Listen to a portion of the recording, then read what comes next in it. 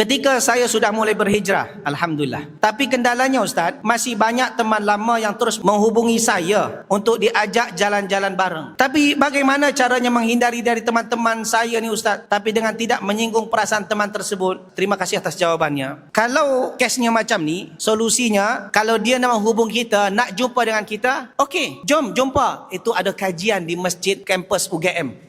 Datang jumpa di sana. Mula-mula dia tak nak mengaji pun. Dia duduk di tepi tu je.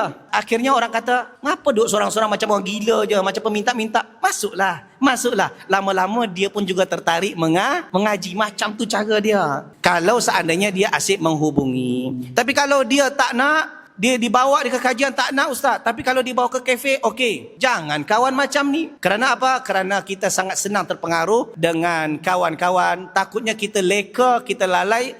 Sekali kita malas hadir di kajian. Allah Ta'ala alam bisawab.